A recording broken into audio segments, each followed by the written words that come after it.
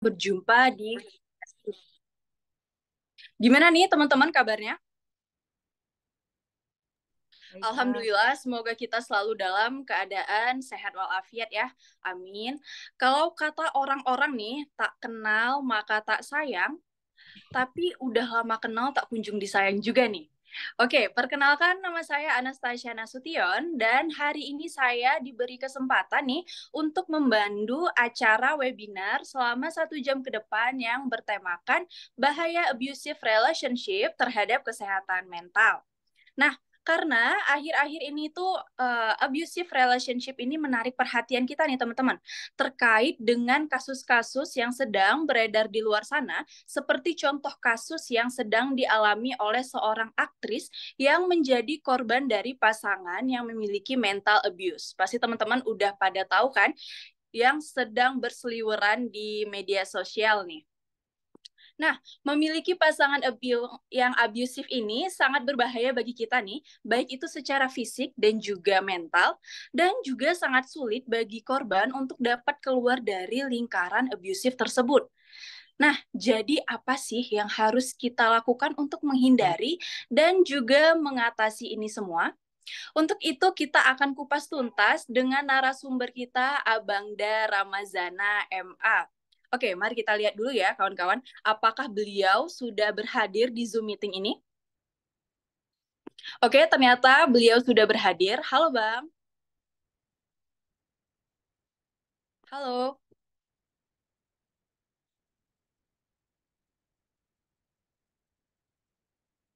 Halo, Mbak, bisa terdengar? Iya. Halo Bang. Oke, Halo? dengar. Ya. Oke, ternyata sudah ada ya teman-teman. Boleh dong Bang, say hello dulu bersama peserta webinar kita pada hari ini. Halo, selamat pagi teman-teman semua. Oke, baik. Terima kasih, Bang. Baik, izinkan saya untuk memperkenalkan beliau secara singkat nih ya, teman-teman. Jadi, narasumber kita yang keren ini merupakan lulusan Prodi Bimbingan dan Konseling Islam juga nih, teman-teman. Beliau ini menempuh pendidikan di 2 universitas yang berbeda nih, teman-teman. Jadi, pada strata 1, beliau ini menempuh pendidikan di IAIN Loksmawe, dan pada strata 2 beliau menempuh pendidikan di UIN Sunan Kalijaga, Yogyakarta. Apa benar begitu, Bang? Ya, benar-benar. Oke, mari kita berikan aplaus dulu nih kepada pemateri kita yang paling keren ini, Abang Dara Mazana. Oke, sebelumnya saya juga mau mengucapkan terima kasih dan penghormatan saya kepada Bapak Rizky Andana Pohan selaku dosen pembimbing mata kuliah seminar BK pada hari ini, dan para hadirin yang keren-keren banget nih ya pada hari ini karena telah sukarela untuk dapat meluangkan waktu bersantainya di pagi Sabtu yang cerah ini untuk dapat berhadir di acara webinar kita pada hari ini. Baiklah, tidak perlu berlama-lama nih teman-teman, mari kita panggilkan Abang Da kita Ramazana MA selaku narasumber pada hari ini. Oke, bagaimana Bang kabarnya di pagi hari ini? Baik, dulu Assalamualaikum warahmatullahi wabarakatuh. Oke, Alhamdulillah. Waalaikumsalam warahmatullahi wabarakatuh. Bisa terdengar suaranya? Dengar Bang. terdengar Bang. Bisa Oke, langsung. gimana Bang kabarnya di pagi hari ini? Alhamdulillah baik. Baik ya, Teman-teman sehat gimana ya Bang kabarnya ya? semua? Baik Bang, Alhamdulillah baik. Oke, sehat ya Bang ya. Semoga kesehatan dan kebahagiaan senantiasa menyertai Abang. Nah, saya dan juga mewakili seluruh hadirin di sini mengucapkan terima kasih nih Bang, karena Abang telah berkenan menjadi narasumber kami, yang pastinya kami sudah tidak sabar lagi nih untuk mendengarkan pemaparan yang akan Abang sampaikan. Oke, untuk itu mari kita simak penjelasan tentang bahaya abusive terhadap kesehatan mental dari narasumber kita, Abang Dara Mazana. Kepada Abang Da, kita persilahkan. Oke.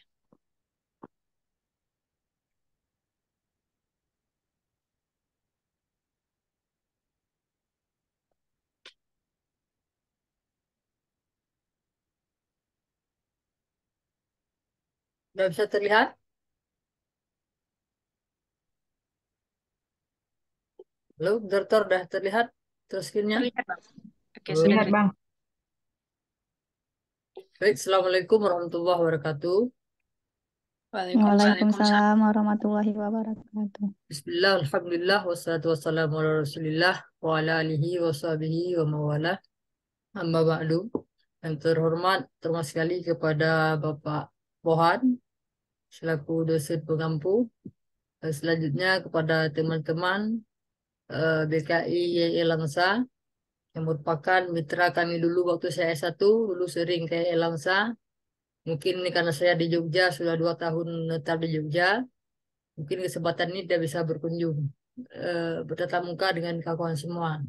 Karena dulunya YI Langsa juga tergabung dalam FKM BPI BKI se-Indonesia, masa Rifa, dan kakak-kakak ratingnya sebelumnya, Mulyani dan kawan-kawan. Itu angkatan-angkatan letting 2014, nggak salah. Berhubung kondisinya saya juga sekarang lagi di Jogja, belum balik ke Aceh, ya harus paksa kita Zoom dengan kesempatan bertemu secara online lewat Zoom. Saya kira ini gimana? Ini ada yang suaranya mungkin yang belum di unmute. Ya.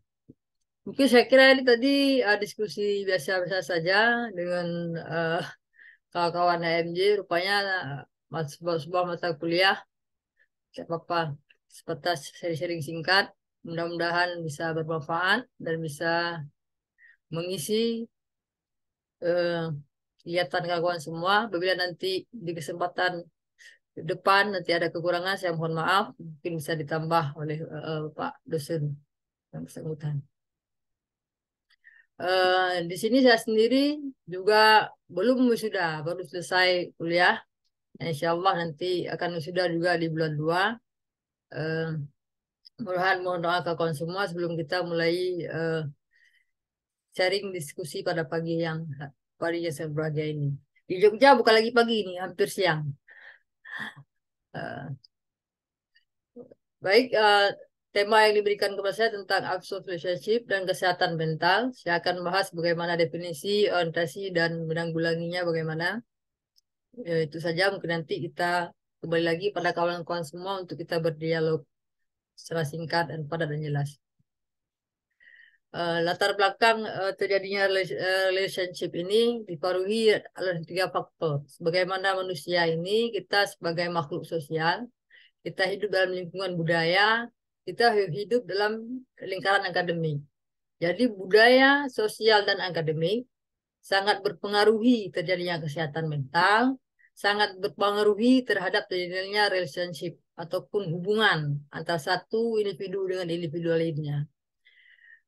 Kita sebagai insan akademik, hidup individualis tidak bisa membantu kita lebih berkembang dalam faktor akademik.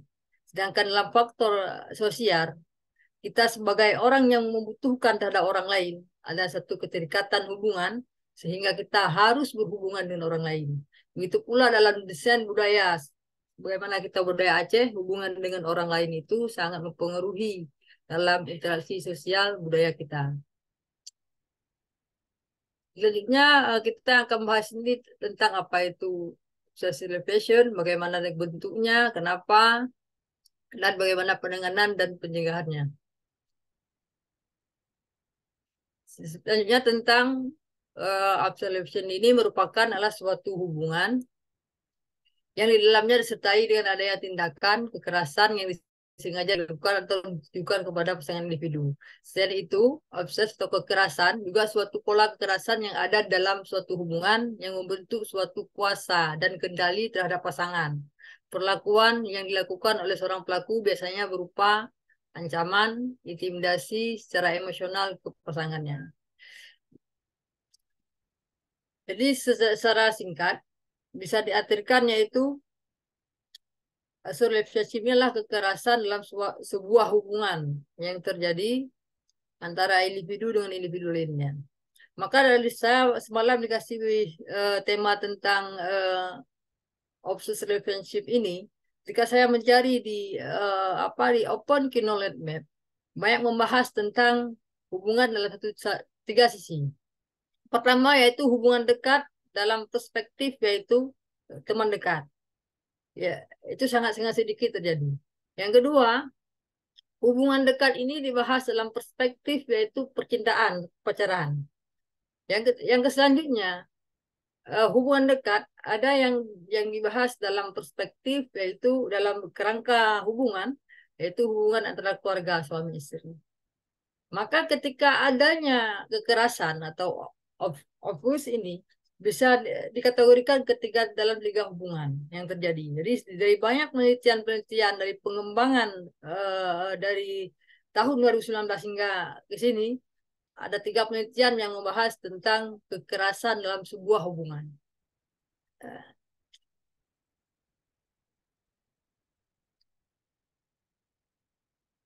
Jadi kekerasan dalam hubungan ini bahaya tidak? Sangat berbahaya.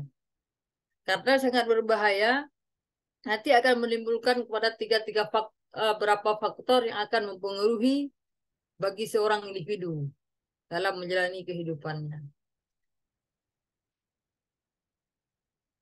Selanjutnya secara singkat, bentuk self relationship ini terbagi dalam 3 bentuk. Ada 4 bentuk. Ada yaitu namanya yaitu bentuk kekerasan secara fisik. Ada yaitu kekerasan secara psikis, ada kekerasan secara seksual dan kekerasan secara ekonomi.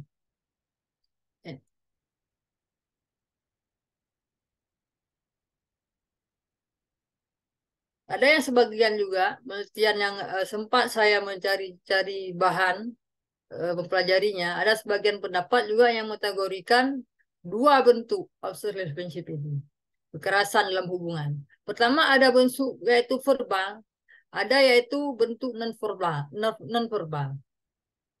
Maka di sini saya melihat dalam aspek yang lebih luas. Saya mengambil kepada 4 bentuk. Yang pertama yaitu bentuk fisik. Bentuk fisik ini sangat bisa dilihat, sangat bisa dicermati oleh semua individu. Karena bentuk fisik ini bisa berupa luka, pemukulan, penjambakan kalau memang itu perempuan, apa lagi, pemukulan dan lain sebagainya. Jadi dalam bentuk fisik itu bisa dilihat secara kasat mata, sedangkan dalam bentuk psikis ini orang jarang melihat dengan kasat mata. Dalam bentuk psikologi orang sangat sering melakukan kekerasan dalam sebuah hubungan tanpa disadari, hal sepele pun bisa terjadi kekerasan terhadap psikis sekalipun dia dalam tahap masih tahap sedang, tahap ringan, belum sampai dengan tahap berat. Kekerasannya bagaimana? Misalnya seorang pasangan, seorang individu berhubungan dengan individu lainnya, baik itu dalam kategori pasangan pacaran, itu teman dekat, itu jarang terjadi, teman dekat, tapi sering pacaran, walaupun suami istri. Kekerasan secara psikis ini sering terjadi, seperti ada semacam penghinaan terhadap individu. Sering orang mengatakan jelek kali, hitam kali, dekil kali, bau kali, dan sebagainya. Hal-hal semacam ini, perkataan-perkataan semacam itu bisa menjadi yaitu penghinaan-penghinaan yang mengarah kepada kekerasan yang berdampak kepada psikologi seseorang, psikis seseorang. Sehingga nantinya orang merasa dilema atau merasa tidak senang, merasa tidak bahagia dengan sesuatu yang dikatakan oleh oleh teman dekatnya tersebut. Sehingga hal ini berdampak kepada psikologinya. Jika terus-menerus ini dilakukan, orang mengalami suatu tingkat stres, sehingga subjektif well-being ini mengarah kepada arah yang negatif. Artinya kebahagiaan subjektif seseorang terganggu, sehingga dampaknya ada kecemasan. Kecemasan dalam apa nantinya? Kekerasan psikis ini sering terjadi. Kekerasan dalam apa? Kekerasan pertama, kekerasan interaksi sosial. Ketika orang berhubungan dengan orang lain, dalam hubungan pertemanan sekelas ataupun hubungan percintaan, orang sudah takut untuk terbuka. Orang sudah takut untuk mengkomunikasikan keperluan-keperluannya ketika itu ada. Maka kekerasan secara psikis ataupun secara perkataan, atau penghinaan ataupun stereotip tertentu terhadap orang itu terus menerus terjadi sehingga berdampak terhadap penurunan subjektif well-being. Ketika subjektif well-being ini menuju ke arah negatif, subjek kebahagiaannya, maka kecemasan itu mulai. Kecemasan orang berinteraksi, kecemasan orang dalam berkomunikasi, kecemasan orang dalam berhadapan di ruang sosialnya, hingga orangnya nanti merasa minder dan sebagainya. Yang kedua yaitu kekerasan seksual. Kekerasan seksual ini, kekerasan seksual ini jarang terjadi pada hubungan dekat pertemanan, teman dekat. Tapi pada status orang berpacaran, istilah kitanya, ataupun hubungan romantisme dalam hubungan, ini sangat sering terjadi. Ketika orang pacaran, tanpa disadari mereka melakukan PC. Setiap aktivitasnya itu dilakukan, ada namanya istilahnya screenshot, kirim foto, ada sempat kita bertemu. Jadi semua aktivitas kita yang terekam di ruang media itu bisa dipoto misalnya dalam interaksi kita dengan teman dekat kita tersebut ada beberapa rekam jejak digital yang sehingga ini timbul kepada mempublikasikan apabila ada suatu keinginan daripada seseorang tersebut tidak tercapai. Nah, itu keinginan tidak tercapai. Jadi ada upaya pengontrolan terhadap kita. Misalnya kita seorang cewek, ada cowok kita upaya mengontrol hal terkecil paling kecil dalam satu hubungan. Ada saya melakukan penelitian itu dalam sebuah penelitian yang saya lihat semalam juga. Hal terkecil pasangan kita mencoba untuk mengontrol kita, yaitu memegang atau menguasai akun media sosial kita. Nah, jadi hal terkecil. Sehingga apa yang kita lakukan, foto yang kita sering pap dong, selalu dekat-dekat, itu direkam di jejak digital kita. Sehingga ketika keinginan seorang pasangan tidak turuti, kita terdapat ancaman. Ancamannya apa? Dalam bentuk kekerasan seksual. Seksual apa? Hal terkecil yaitu rekam jejak digital, foto kita yang nggak pakai jilbab, hingga foto telanjang dan sebagainya. Itu banyak kasus-kasus yang terjadi. Sehingga nanti diancam apa? Kalau kamu nggak nurut sama saya posting ini foto kamu, foto-foto telanjang dan sebagainya. Itu satu. Yang kedua, kekerasan seksual yang terjadi pada hubungan perkawinan. Misalnya ada semacam kekerasan seksual dalam bentuk penganiayaan seksual. Jadi, pemakaian alat-alat berat dan sebagainya. Di kita di Aceh memang tabu pembahasan seksual ini kita bahas. Makanya kenapa saya rasa anak-anak konseling dalam mata kuliah bimbingan konseling pranikah atau pernikahan diajukan satu mata kuliah apa? Seksiologi. Untuk apa? Untuk memahami bagaimana hubungan seks yang tepat.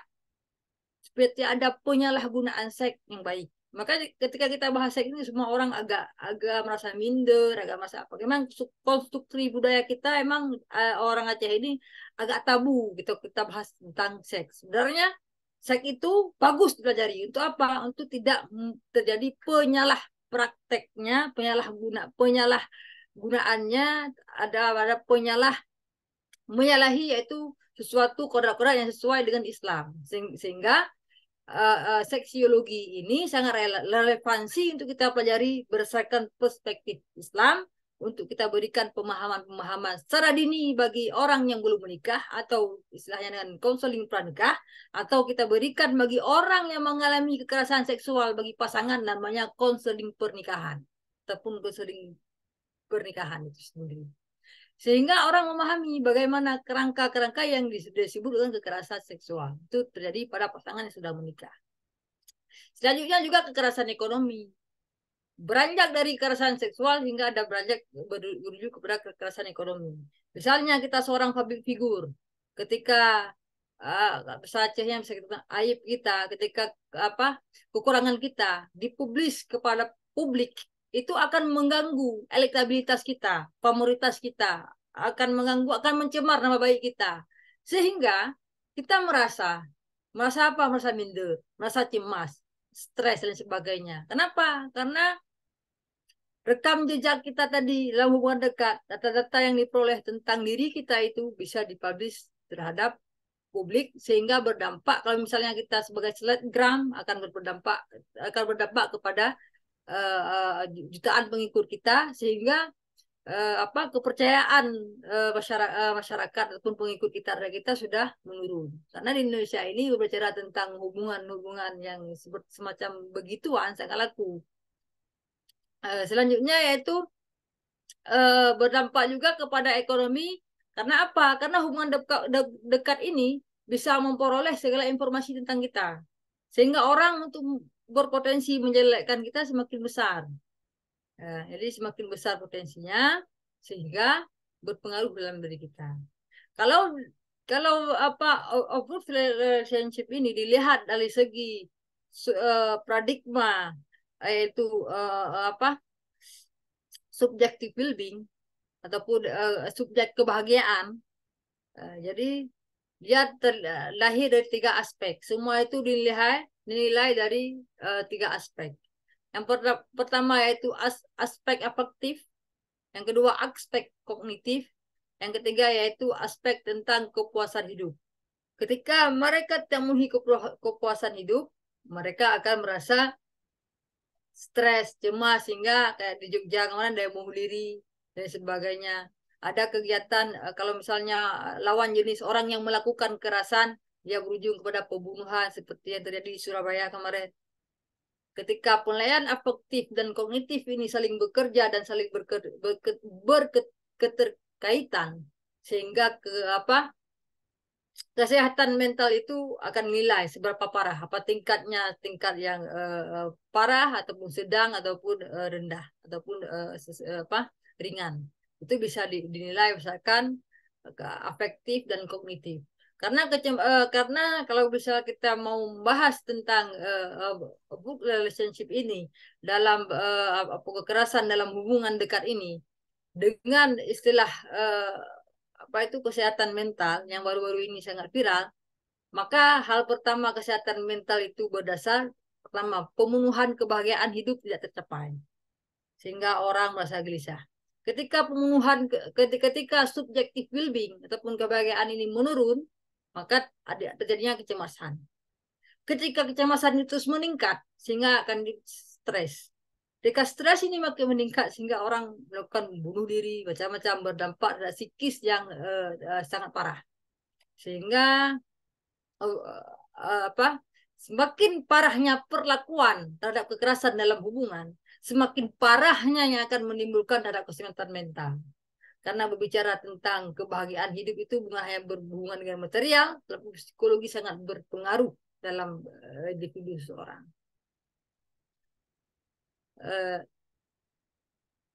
Ini saja. Kenapa kalau misalnya kita lihat kasus ini, banyak orang Indonesia ini diam dengan kekerasan yang didapatkan dari orang dalam hubungan dekat.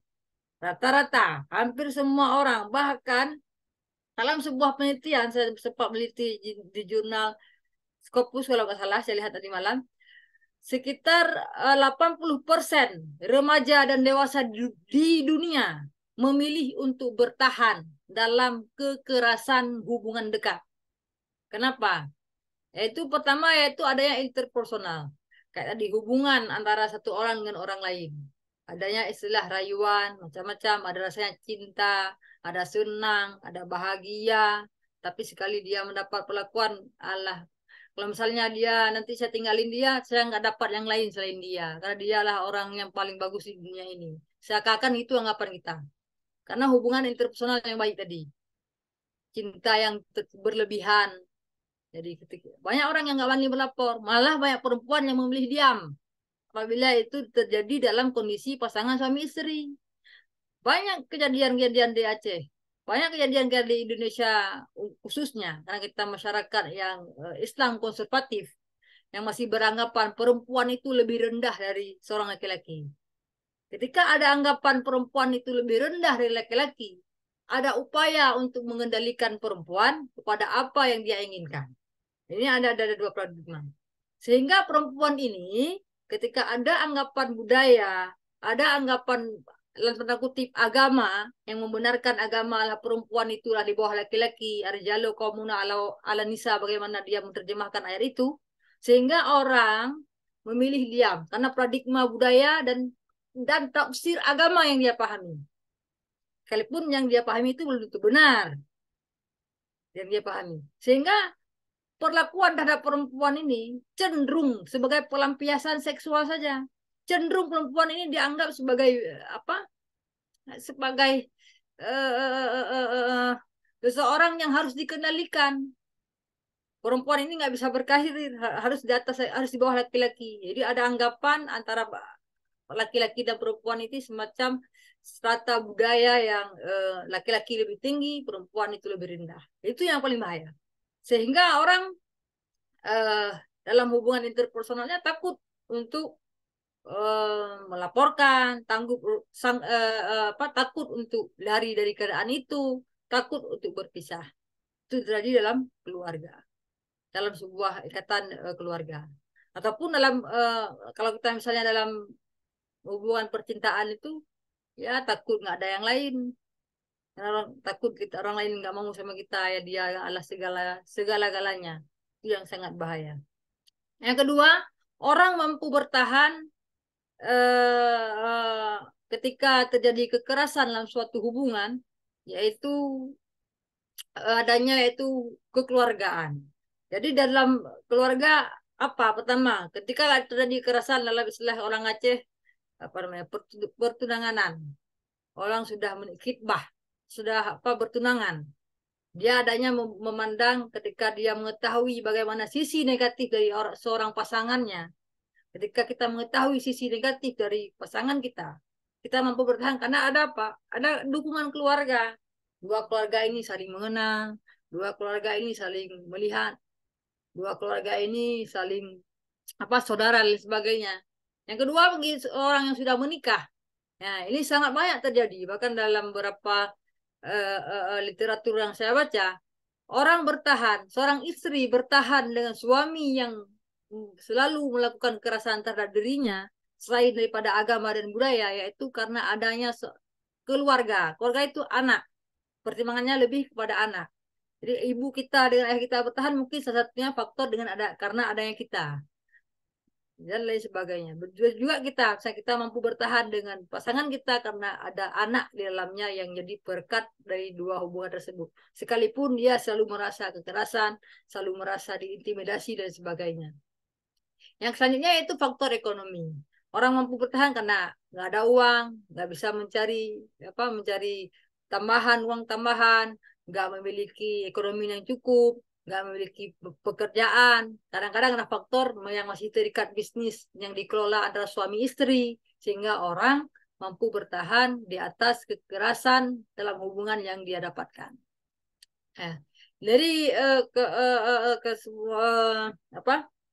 semua itu sangat membahayakan bagi kita terhadap kesehatan mental yang kita alami. Maka apabila ada hubungan yang semacam itu, mari kita evaluasi diri dan menghindar supaya apa? Supaya kesehatan mental kita tidak terganggu dan kita harus kuat, harus bertahan dan harus berani untuk mengungkapkan bahwa kita mengalami kekerasan itu. Mungkin selanjutnya itu penanganan dan pencegahan. Mungkin untuk kita yang sudah mengalaminya atau apa, supaya hubungan kita selalu harmonis, tidak akan terjadi, maka kita harus ada kesadaran bahwa dalam suatu hubungan, terlebih-lebih pasangan suami istri, artinya pasangan itu bukan adalah laki-laki di atas, perempuan di bawah. Bukan juga sebaliknya, perempuan di atas, laki-laki di bawah, bukan. Tapi hubungan ini adalah pasangan inilah saling menopang. Jadi ketika laki-laki di atas saling berkaitan, saling mengisi, saling membutuhkan, saling berjalan. Pasangan itu bisa kita lihat bagaimana anggota tubuh kita ketika kita berjalan. Ketika kaki kanan melangkah, kaki kiri yang ada di belakang. Ketika kaki di depan, kaki kanan yang di belakang. Maka hal ini menjadi sebuah filsafat kehidupan yang tergambarkan bagaimana pasangan itu. Jadi pasangan bukan selalu di depan, kaki kanan bukan selalu di depan, kadang kaki kanan itu berada di belakang, kadang kaki kiri bukan selalu di belakang, kadang-kadang kaki kiri itu berada di depan. Itulah filsafat kehidupan tentang bagaimana pasangan antara suami dan istri, hubungan suami istri dan sebagainya. Maka ada yang kesadaran itu. Juga seperti kalau misalnya kita belum berhubungan dalam kategori suami istri, hubungan baik antara saudara teman, bisa kita berikan kesadaran juga, kesadaran bahwa kita sama sebagai sebab manusia. Jadi ada 4 kesadaran. Pertama kesadaran yaitu ukhuwah Islamiyah, bagaimana kesadaran seiman seagama. Yang kedua yaitu kesadaran yaitu ukhuwah wataniyah, bagaimana kesadaran kita dalam bernegara, mengikuti etika-etika negara terhadap kebebasan, terhadap kepastian hukum, terhadap pelindungan dan lain sebagainya. Yang ke selanjutnya yang ketiga apa kesadarannya? Kesadaran antara yaitu humanity, kemanusiaan, ukhuwah insaniyah, bagaimana itu kesadaran yaitu tentang hubungan yaitu sebagai kita sesama manusia. Apabila kita berbeda agama, bagaimana kita tidak bisa menyakiti orang lain itu untuk mencegah gitu. Yang ketiga ketika hubungan itu terjadi maka kita harus ada keterbukaan dan satu sama lainnya. Antara pasangan kita, antara hubungan baik kita dengan kawan kita harus ada keterbukaan. Sebenarnya itu mendukung. Jika keterbukaan sudah ada, kita saling mendukung dan saling menopang apa pilihan yang telah kita sepakati bersama.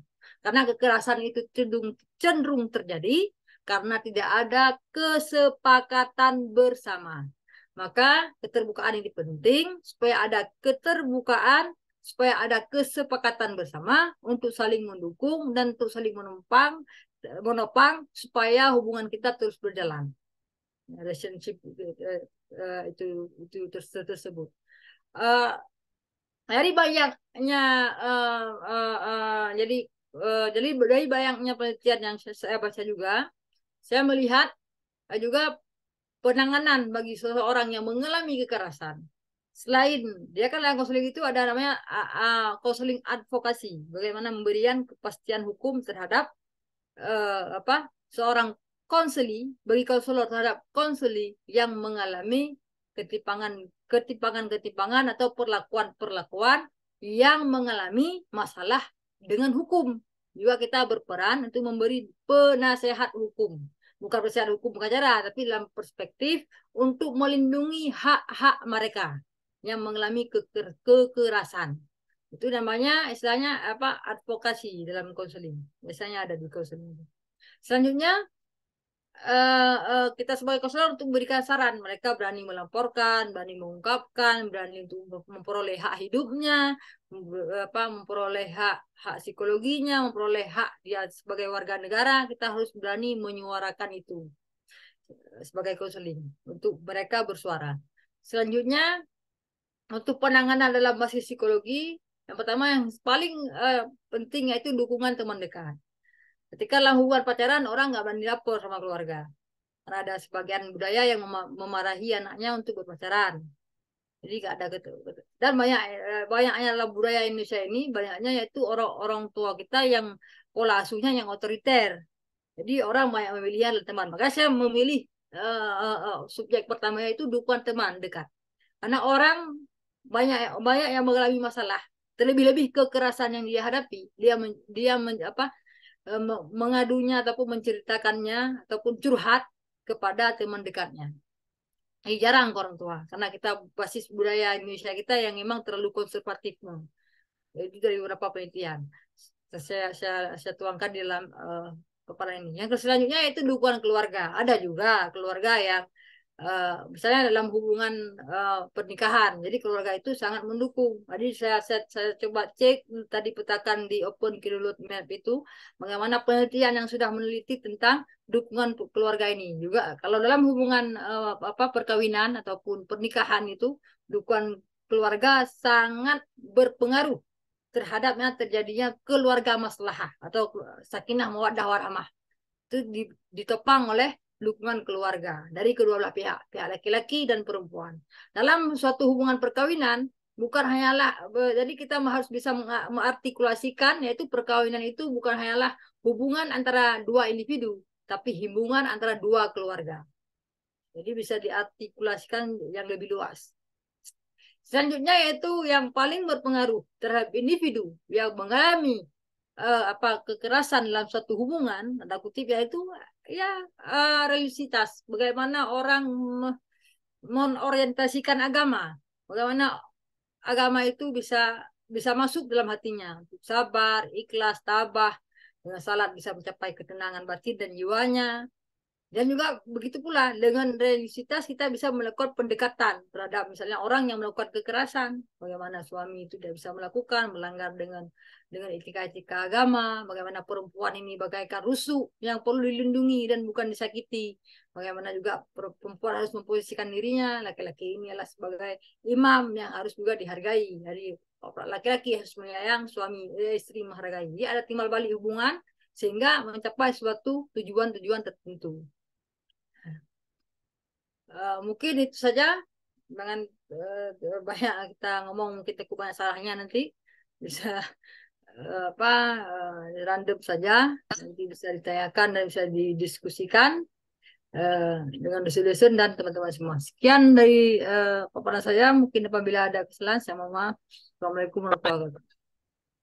Oke, gimana? Seru banget ya teman-teman pembahasan kita pada pagi hari ini. Oke, terima kasih Bang karena sudah menjelaskan terkait dengan abusive relationship. Dan kita masuk kepada sesi tanya jawab ya teman-teman. Jadi pemaparan materi secara lengkap tadi sudah disampaikan oleh Abang Dara Mazana. Pemaparan tersebut tentunya akan bisa merangsang otak kita nih ya teman-teman untuk bisa menyadari pentingnya abusive relationship ini. Nah, jadi sederhananya jalan keluar dari abusive relationship ini harus mempunyai hubungan yang seimbang ya, Bang ya? Ya, Bang? Iya, iya. Iya, benar ya. Nah, juga dari konselingnya juga ada penanganan hukumnya ya, dengan konseling advokasi. Dan juga yang sangat penting adalah penanganan psikologisnya. Oke, jadi, untuk memperjelas pemahaman materi hari ini, kami undang peserta yang hadir hari ini untuk bertanya. Kami buka untuk termin pertama dengan kesempatan 3 penanya. Jadi silahkan untuk penanya nanti bisa menyebutkan namanya. Dan dimohon juga pertanyaan disampaikan secara singkat dan jelas. Dan untuk itu kami persilahkan untuk yang mau bertanya untuk dapat raise hand atau dapat menuliskan pertanyaannya di kolom chat. Oke. Kami persilahkan untuk para penanya.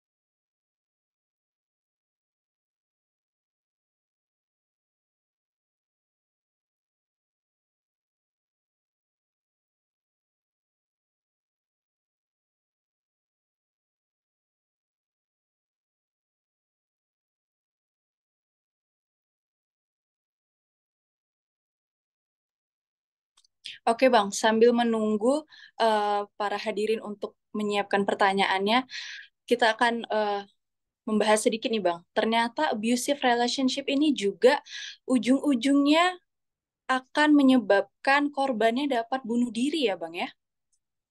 Ya. Oke. Nah, karena kan seperti yang kita ketahui ya Bang ya, zaman sekarang banyak sekali anak-anak muda yang istilahnya bucin banget nih sama pasangannya. Walaupun dia udah tahu nih, kalau pasangannya tadi udah memiliki mental abuse, tapi tetap dipertahankan karena bucin tadi ya Bang ya. Oke, gimana para hadirin? Oke, sudah ada yang ingin bertanya dari Khaira Hania. Kepada Khaira Hania, saya persilahkan.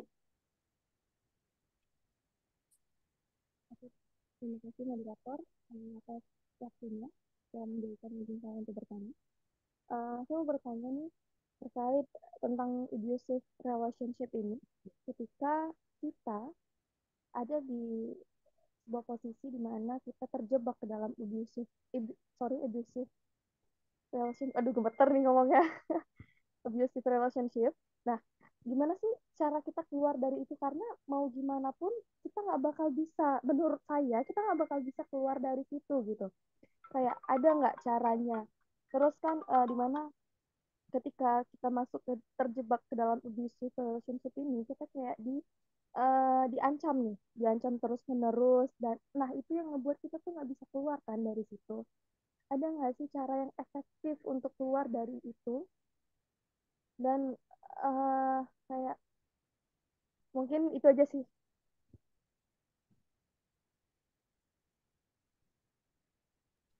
Oke, terima kasih Kak Irahanya atas pertanyaannya. Jadi, pertanyaannya bagaimana ya cara agar bisa dapat keluar dari hubungan yang abusive tadi. Oke, di sini juga ada pertanyaan selanjutnya, Bang, dari Nanda Merita. Jadi, ia bertanya, dalam hubungan suami istri, abusive relationship seperti apa yang sering terjadi selain kekerasan secara fisik yang sebenarnya jarang disadari oleh suami istri tersebut? Bagus banget nih pertanyaannya. Oke, Bang. Gimana nih? Satu pertanyaannya lagi ya untuk para hadirin. Setelah itu akan dijawab oleh pemateri kita.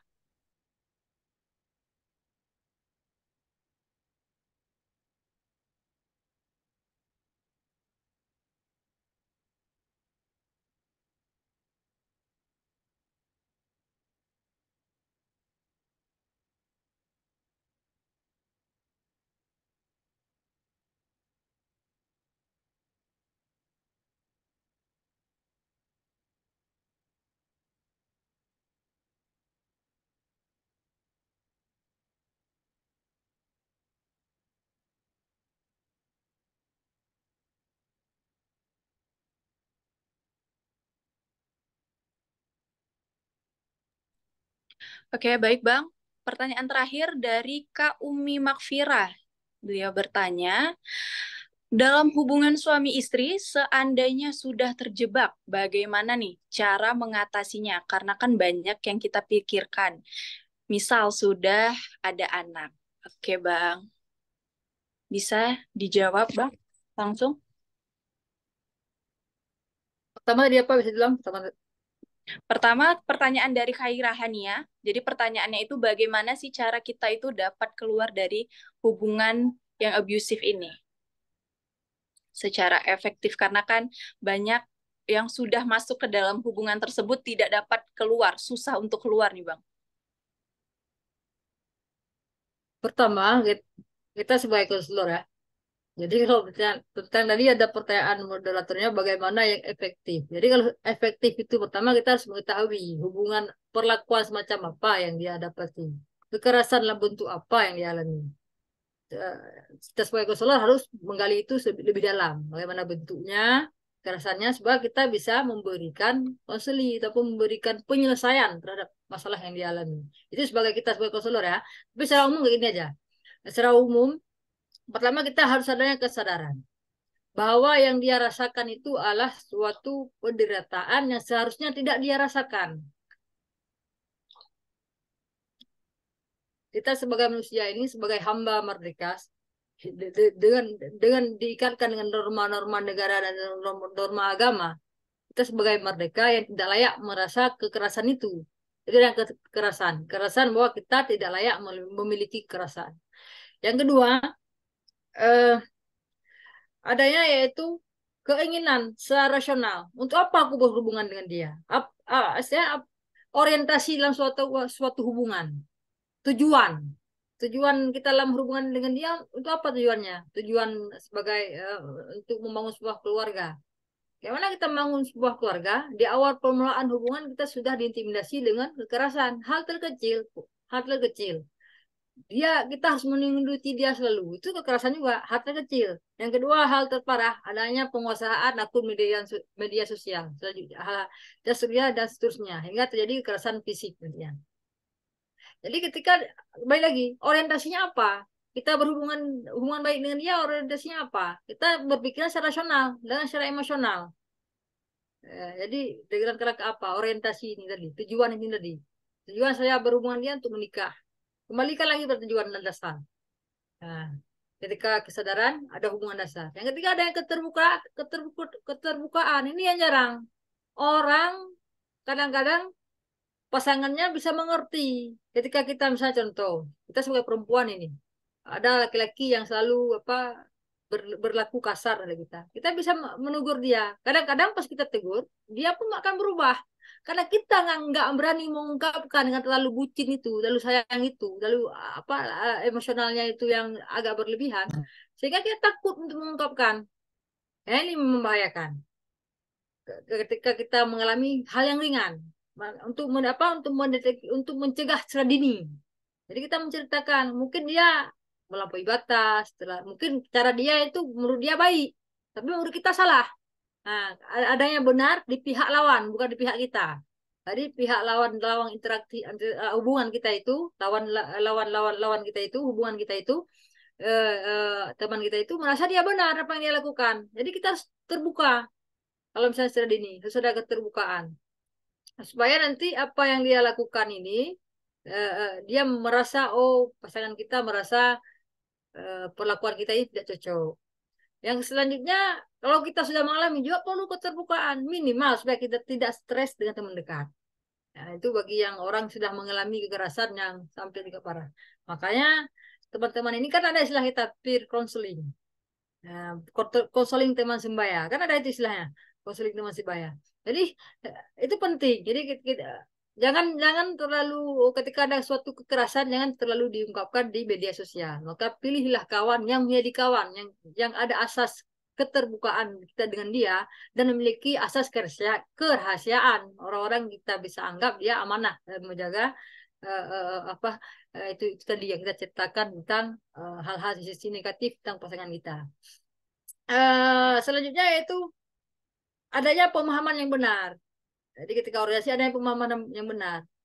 Jadi ketika ada tujuan ada pemahaman yang benar. Jadi bagaimana kita melakukan soyak-soyak dalam hubungan? Saya suami istri. Apakah kita istri sebagai babu dia?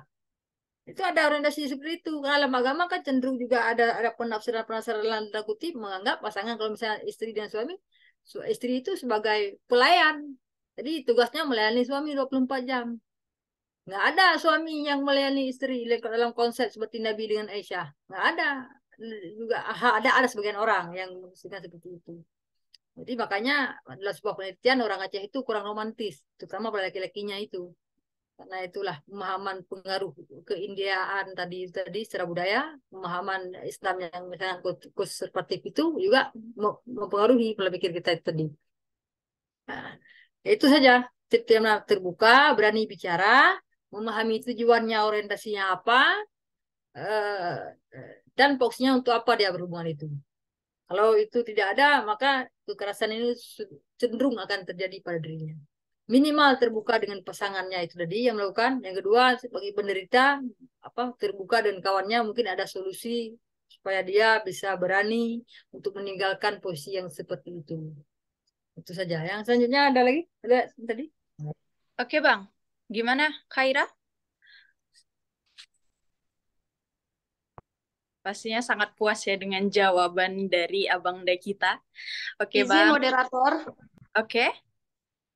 Oke, baik. Maaf sebelumnya, saya ingin menyinggung jawaban yang Bang Ramazana tadi sampaikan yang masalah misal nih ketika kita sudah bucin, kita itu kayak nggak berani tuh mengungkapkan apa isi hati kita itu. Tapi Bang kan, menurut saya Bang kan, yang setelah saya survei, bahwasanya kita ini udah bilang nih, kita udah bilang apa kesalahan pasangan kita, apa yang kita nggak suka, ini kita sudah bilang, tapi masih saja dia seperti biasa gitu, kayak nggak ada salah apa-apa gitu. Padahal kita udah menyampaikan isi hati kita sudah berani mengungkapkan apa isi hati kita. Itu bagaimana, Bang? Tapi kita masih terjebak di dalam suatu hubungan yang salah gitu.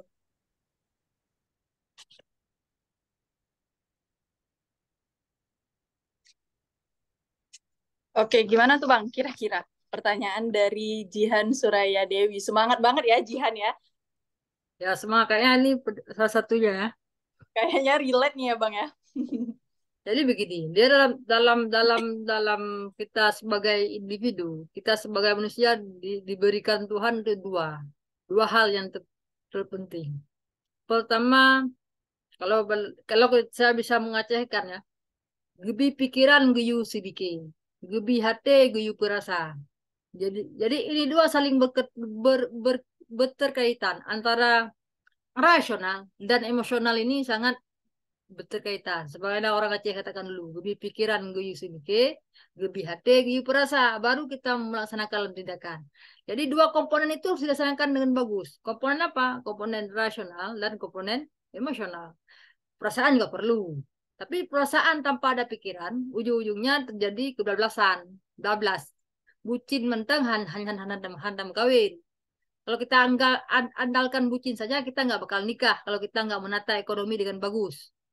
Kalau kita nggak memilih pasangan kita orang yang tepat, yang memiliki wawasan keagamaan, wawasan tentang pengetahuan umum.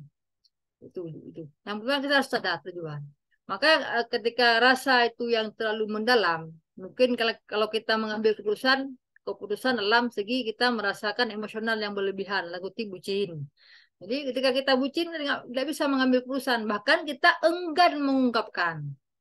Hal terpenting dalam satu hubungan itu, kita harus mengenal teman dekat daripada apa si cowok ataupun daripada orang yang kita dekatin itu. Bisa suami dan istri. Istri itu bukan hanya sekedar mengenal suaminya dari suami, tapi harus mengenal suami itu dari kawan dekatnya. Sehingga kawan dekat ini bisa jadi berpengaruh untuk kita misal cinta kali aku sama dia. Gak mungkin aku berpisah sama dia. Hidup matiku hanya untuk dia. Kalau bahasanya seperti itu, nggak ada lagi hana cara le konseli. Jadi ada alternatif lain, ada alternatif lain. Alternatif lain itu apa? Kita harus mengenal teman dekat dari pelaku kekerasan itu tadi. Dari dari apa? Dari suami kita ataupun dari cowok kita ataupun dari pacar kita itu harus mengenal kawan dekatnya. Supaya apa? Pihak ketiga ini bisa menjadi penghubung apa yang kita rasakan dengan kawan-kawan kita tadi. Juga kita pastikan kawan dekat itu berhubungan dekat dengan kita. Kadang-kadang angka cinta, mihananya pulang peng, saja. Jadi, ya karena pulang peng, cara aja seperti itu. Cari kawan dekat dia. Koreksi tentang orang itu. Bagaimana kebiasaannya, bagaimana kelakuannya. Jadi, kawan dekatnya itu betul-betul kawan dekat. Jangan sebatas dekat-dekat untuk ngopi-ngopi aja, tapi betul-betul dekat ya. Jadi, kawan dekat ini berpengaruh dalam merekatkan hubungan. Nah, karena kawan dekat ini bisa masuk ketika kita lagi retak hubungan antara suami istri, kawan dekat suami ini bisa masuk untuk menopang hubungan kita lagi. Karena dia ketika suami ada masalah pasti dengan kawan dekat itu dia akan curhat, akan meminta bantu, akan apa? Akan mengajak ngopi dan sebagainya. Jadi kita juga harus memiliki alternatif yang lain. Yaitu artinya pendekatan melalui teman dekatnya. Sehingga apa yang kita rasakan kita ungkapkan. Kita bilang harus dirasahatin dia. Ataupun misalnya enggak sama itu. Kalau di Aceh itu kan ada tungku imum. Kalau kita di pernikahan itu kan ada KUA. Maka peran KUA itu bukan hanya mengangkatkan ijab kabul, angkah tuka, wata diwijuka. Bukan hanya itu, tapi peran KUA itu harus memberi.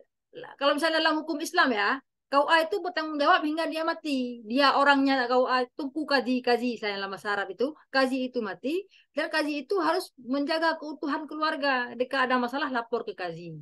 Ketika misalnya perempuan mau pasah istrinya juga harus melapor ke kazi. Setelah kita di Aceh itu dalam struktural budayanya namanya tungku imum. Lapor tungku imum bisa menasihati suami yang melakukan kekerasan terhadap istri. Bahwa yang dia lakukan kekerasan itu bukan sepatutnya dan bukan selayaknya. Karena dalam Islam tidak ada kekerasan terhadap istri. Sepemahaman saya. Ketika emang dia melakukan istilahnya apa itu hal-hal yang melanggar, cukup dengan mendidiknya dengan cara memukul yang tidak membekas. Nah, bukan pemukulan yang luar biasa. Itu hal-hal seperti itu juga bisa ada alternatif orang pihak ketiga yang menjadi pendukung terhadap penguat dalam suatu hubungan mereka nyan pulang peng karena cerita. Jadi ada orang ketiga untuk penguat dalam keretakan itu tadi. Nah, Ya itu yang selanjutnya tadi ada pertanyaan yang apa lagi? Yang dari kolom chat nih, Bang. Kolom chat Apa? dari Nanda Merita. Oke, jadi dia bertanya, Bang, dalam hubungan suami istri, abusive relationship seperti apa sih yang sering terjadi selain kekerasan secara fisik yang sebenarnya jarang disadari oleh suami istri tersebut? Oke. Ya, hal-hal yang sering terjadi seperti yang saya katakan tadi ini saling berkaitan antara yang satu dengan yang kedua ini.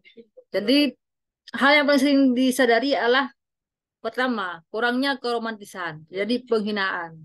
Makanya kalau dalam perspektif Islam itu perempuan itu sebelum menikah itu harus beri beberapa modal komunikasi yang baik ataupun pola pelayanan yang baik dengan suami. Baik juga suami sebaliknya, bagaimana bisa menghargai istri.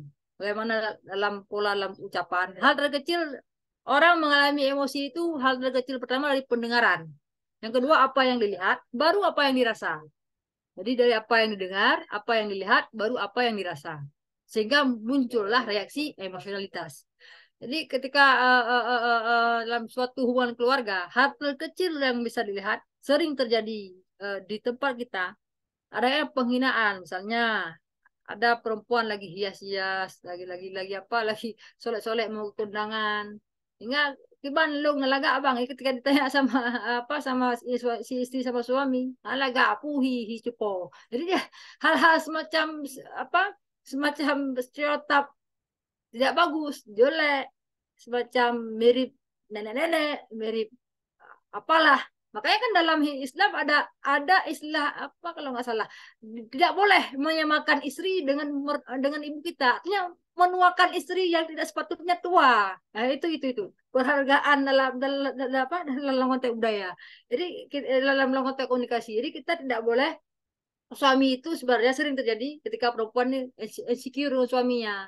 Ya, kan sering orang-orang kita orang Aceh orang tua-tua kita itu di kampung-kampung sering nggak menanyakan misalnya mau ke kondangan nggak tanya sama suaminya pap cantik aku gak banget atau tidak jarang menanyakannya karena ya itulah yang dia dapatkan dari suaminya tidak bagus Allah jelek kali hal ya ingin apa ingin bercanda tapi kadang-kadang yang si istri yang terlalu emosional itu menanggapi yang serius sehingga sering terjadi sehingga jarang istri ini yang konsultasi masalah kecantikan dengan suaminya jarang yang kedua juga harus ada yang gue sebaliknya seorang seorang suami juga dengan istri jarang mengkomunikasikan tentang gaya hidupnya tentang stylenya jarang kalau di tempat kita ya beda dengan di Jawa ini di orang kota kalau di Jogja kalau di Jakarta itu beda-beda eh, jarang untuk mengkomunikasikan stylenya dan jarang untuk mendukung terhadap gaya stylenya antara satu sama lain itu pola yang terkecil yang kedua kalau kita misalnya dari rajin masak banyak suami misalnya yang tidak menghargai hasil masak istrinya. Juga sebaliknya ketika suami memberikan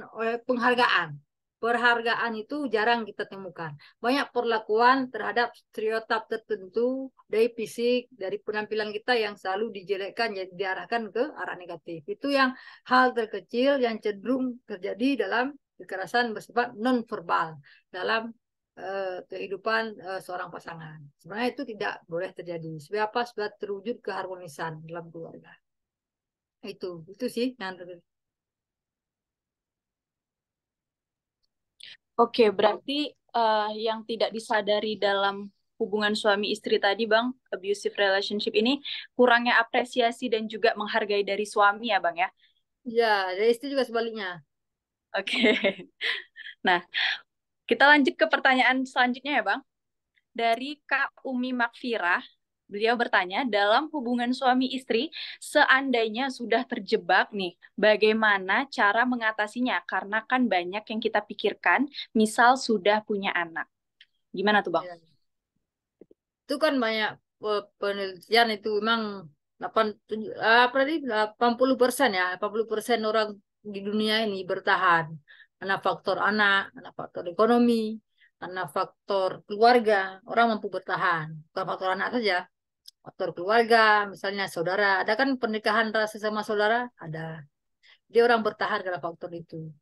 Jadi pertama seperti yang kita kaitkan dengan jawaban pertama tadi, adanya keterbukaan itu penting. Adanya rasa sharing antar sesama pasangan itu penting. Ada rasanya saling mendukung. Istri mendukung suami, suami mendukung istri itu penting. Ketika itu sudah terjadi, bukan lagi tahap preventif pencegahan, usaha pengobatan, udah tahap mengalami. Jadi ketika tahap mengalaminya kita ada masuk lagi kepada konseling pernikahan. Bagaimana selayaknya seorang istri itu bertingkah laku? Bagaimana selayaknya seorang suami itu bertingkah laku? Maka perempuan sering jadi pada perempuan, karena saya katakan pertama tadi, karena budaya kita sudah membangun perempuan itu dianggap sebagai macam pembantu lah, tanda kutip. Nah, itu makanya harus ada kesadaran itu nanti pada suami. Jangan menganggap perempuan ini sebagai pelampiasan seksual saja, pelampiasan kepuasan nafsunya saja. Itu yang sangat bahaya. Nah, beranjak dari itu akan terjadi perlakuan, pemukulan, kekerasan-kekerasan yang lain. Sehingga untuk mencegah, supaya apabila itu sudah terjadi, maka kita sama perempuan berani mendukung, berani untuk berbicara, berani untuk mengungkapkan apa yang kita rasakan. Itu hal yang paling penting. Karena sebagian besar orang yang mengalami kekerasan apa dalam suatu hubungan, dia tidak berani mengungkapkan. Bahkan bukan kekerasan dalam hubungan, kekerasan seksual, salah satu faktor yang paling sangat sering terjadi, seorang korban atau konseli tidak berani mengungkapkan apa yang dia rasakan. Maka hal ini yang paling penting.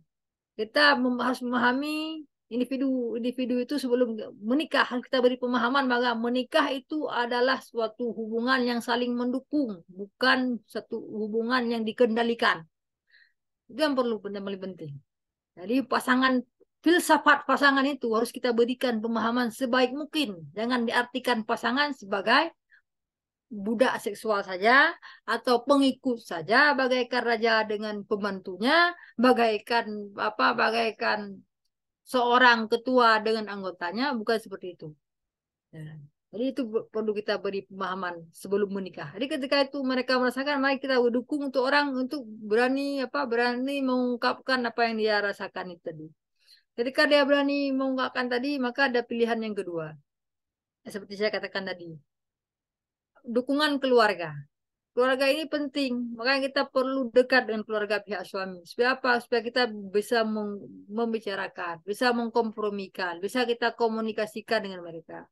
Apabila itu takut juga kita. Ada pihak ketiga, yaitu Tunku Imum. Kalau di Aceh kan kita masih kental dengan budaya-budaya bisi, orang-orang perangkat desa itu yang berperan dalam kehidupan keluarga.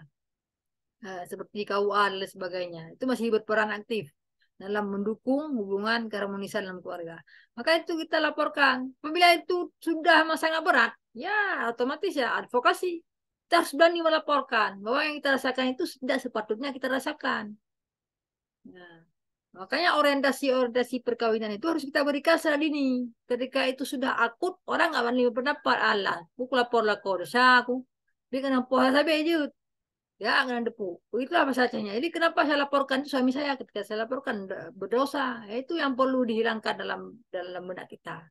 Bahwa kekerasan tidak ada agama manapun yang membenarkan kekerasan. Nah, itu. Tidak ada satupun agama yang membenarkan kekerasan. Makanya kita harus berani untuk menyuarakan itu. Kalau tidak ya terus kita alami, maka kita libatkan orang ketiga. Makanya dalam Islam itu ada namanya saksi. Saksi itu penting. Kenapa? Saksi itu bukan hanya saksi untuk sah nikah saja, tapi dia mengikat dalam memsukseskan hubungan kita. Saksi itu orang yang adil. Kenapa orang yang adil dalam saksi itu? Karena orang yang adil itu orang yang nggak akan lari dari tanggung jawabnya. Sehingga ketika kita ada masalah nanti kita laporkan. Sebenarnya begitu istilah kaji dalam kajian klasik fikih Islam. Itu seperti itu. Kaji itu harus melindungi dan harus memastikan hubungan keluarga ini berjalan dan baik dan lancar. Dengan tidak ada kekerasan, memenuhi segala hak dan kebutuhan seorang istri. Dalam istilah lainnya namanya nafkah. Masa kita kebutuhan. Baik kebutuhan secara psikologis ataupun secara emotionality. Itu penting. Itu saja.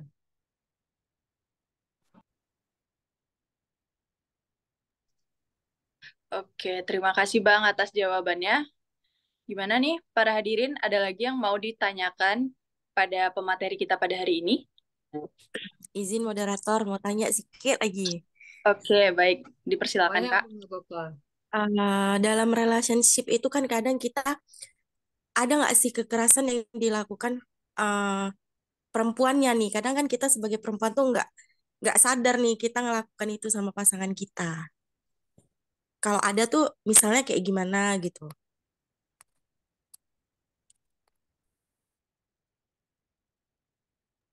Oke, terima kasih Kak. Jawab.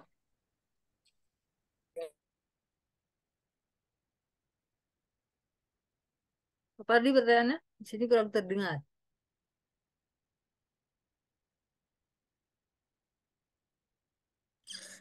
Gini Bang, dalam satu hubungan itu kan kadang kan nggak semuanya laki-laki yang salah, kadang kan ada perempuan juga yang salah.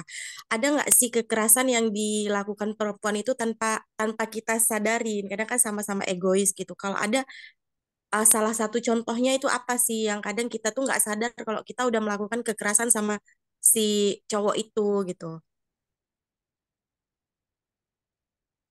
Kalau saya tanggapin ya. Betul. Jadi kekerasan dalam hubungan itu juga jadi ditimbal balik di kedua pihak, bukan hanya saya laki-laki, tapi dalam kejadiannya di lapangan kan sering perempuan yang terjadi penindasan atau kekerasan tersebut. Tapi tidak dapat dipungkiri, perempuan juga sering melakukan kekerasan tidak secara fisik, tidak secara verbal, namun non verbal. Apa kekerasan yang sering terjadi? Dalam beberapa penelitian yang saya lihat itu semacam penghargaan, kurangnya penghargaan, kurangnya yaitu keterbukaan, kurangnya saling mendukung, itu hal yang terkecil. Kurangnya apa, adanya stereotip biron tabi-tabi lagi. Jadi ada kondisi di mana kita menyalahkan antara satu pasangan dengan pasangan kita. Itu hal yang sangat berbahaya. Ketika laki-laki sering merasa posisi disalahkan, dia akan, bagi orang tidak dididik, akan merasa emosional. Ya. Jadi kan sering ada lihat di apa film-film Aceh itu kayak komedian Raja Uma itu. Kah tapi selalu kerak tempat itu. Ya kan itu semacam komedian seperti itu memang kisah nyata di Aceh itu. Kan sering menyalahkan apa yang dia bilang, kita menggaskan ketika laki-laki ngomong satu kata, kita perempuan sering nyautnya 1000 kata. Ini bahaya. Makanya kita beri penghargaan bagi laki-laki kita untuk menceritakan apa yang dirasakan. Salah satu orang melakukan poligami yaitu tidak ada penghargaan dari istri. Yang ada dia repet terus 24 jam. Nah, ya makanya kita harus memiliki kesadaran itu untuk menghargai suami, untuk berikan dia peluang untuk menceritakan, untuk saling mendukung apa yang dia kerjakan. Itu kita jangan apa, ketika dia melakukan setel atau apa, kita memberikan apresiasi terhadap dia. Itu penting. Apresiasi itu penting dalam hubungan. Keterbukaan itu penting dalam hubungan. Pujian apa itu terbuka, mensanjung itu juga penting dalam hubungan. Maka hal-hal yang seperti itu harus terus kita rawat. Supaya apa? Supaya hal-hal yang ingin terjadi. Apalagi laki-laki itu cenderung emosional dengan apa yang dengar, repetan, dengan sering terjadi. Makanya hal-hal seperti itu diminimalisir. Itu saja sih.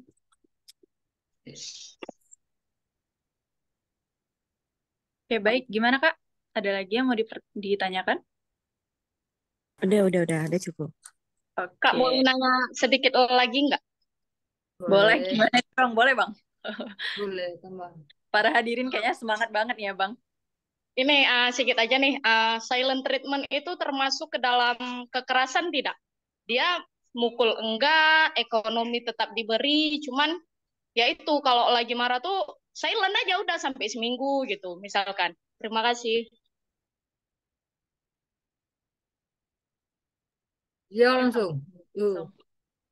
Jadi silent treatment itu orang memilih diam daripada berbicara hingga berlarut-larut dalam 2 hari. Kita hingga merasa tidak nyaman. Kan? Ada yang merasa nyaman nggak seperti itu? Jangankan suami, temannya aja nggak ngomong sehari kan merasa nggak nyaman. Nah, itu termasuk dalam kategori ringan gitu ya, nggak terlalu berat. Tapi hal semacam itu termasuk dalam kekerasan, tapi kalau hubungan sama istri ya, termasuk dalam kekerasan dalam segi ringan. Karena orang itu Bu- Suami itu bukan hanya sebagai tempat kita berlindung, tempat kita kuras nafkahnya saja. Bukan juga sebaliknya, suami dan istri itu bukan tempat pelampiasannya saja. Jadi kita harus ada kebutuhan lainnya. Jadi orang mendengar aja dengan menanggapi dengan baik dalam suatu hubungan itu, kita bisa merasa senang.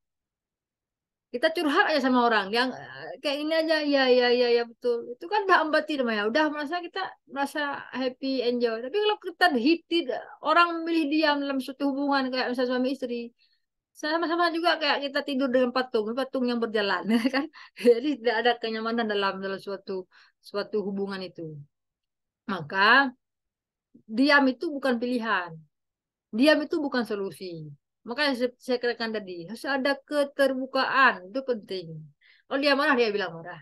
Kalau dia bilang ini, karena kan tidak keterbukaan itulah apa percikan daripada kekerasan itu tadi.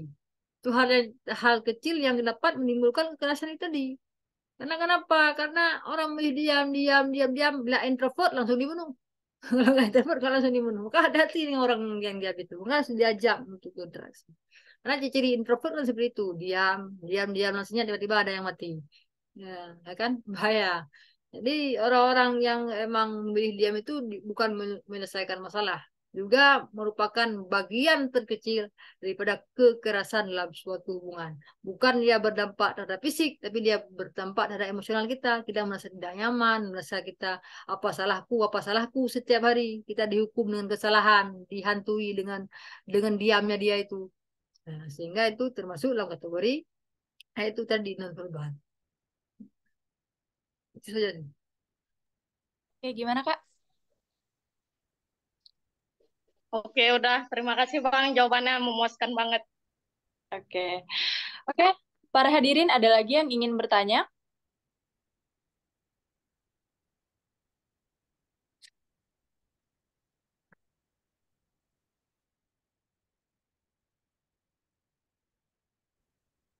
Oke, jika tidak ada, karena waktu juga sudah menunjukkan pukul 11.30.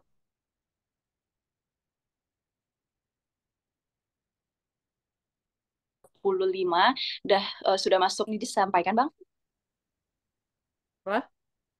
Suara putus-putus di sini. Atau, atau Abang ada lagi yang ingin disampaikan Bang? Oh, tidak ada. Makanya Tidak ada ya? bagi teman-teman yang terakhir ya, biar saya langsung closing statement ya. Mungkin yang terakhir ini untuk kita sebagai calon ibu-ibu muda dan calon konselor-konselor hebat ataupun calon bapak-bapak muda. Maka ketika kita menjalin hubungan itu harus kita memahami apa orientasi dari sebuah hubungan. Kita berhubungan dengan dia untuk apa? Itu yang perlu kita pahami. Yang kedua, ketika kita berhubungan dengan terlalu mengandalkan yaitu apa emosionalitas, tapi sekali-sekali harus ada rasionalitas. Yang ketiga, Pak, ketika kita mengalaminya kita harus mengalami keterbukaan, keterbukaan dan pasangan dan sebagainya. Yang selanjutnya kita harus ada penghargaan. Itu yang sangat penting dalam sebuah hubungan. Nah, ini rata semester berapa ini udah? Bisa 7 ya? 7, Bang. Iya Bang, Oh, ya. rata-rata 7. Oh. Makanya kawan semua ini harus mempersiapkan diri sendiri untuk menjadi calon-calon kepala keluarga dan calon-calon pendamping kepala keluarga ke depan. Jadi secara diri berhubung ini di Jogja sudah zuhur, itu saja mungkin. Di lain diskusi kita panjangkan. Di sini mungkin waktunya sudah salat zuhur, itu saja. Oke. Baik, terima kasih Bang. Alhamdulillah, rangkaian acara webinar bimbingan konseling dengan bertemakan bahaya abusif terhadap kesehatan mental kali ini telah selesai. Semoga apa yang disampaikan oleh pemateri hari ini bisa bermanfaat nih ya bagi para hadirin dan juga bagi saya tentunya. Pengetahuan dan kesadaran bagi kita semua dalam menyadari bahayanya abusive relationship. Nah, karena sudah memasuki waktu zuhur seperti yang Abang katakan, kami ucapkan terima kasih banyak kepada Abang Dara Mazana MA dan para hadirin yang sudah berhadir untuk memeriahkan acara ini. Dan juga saya mau mengucapkan terima kasih kepada rekan-rekan saya yang sudah ikut berpartisipasi untuk melaksanakan webinar ini. Demikian acara webinar hari ini. Saya sebagai moderator memohon maaf jika ada kesalahan saat berlangsungnya diskusi. Sampai bertemu di kesempatan berikutnya. Terima kasih banyak. Wassalamualaikum warahmatullahi wabarakatuh. Waalaikumsalam. Waalaikumsalam warahmatullahi wabarakatuh.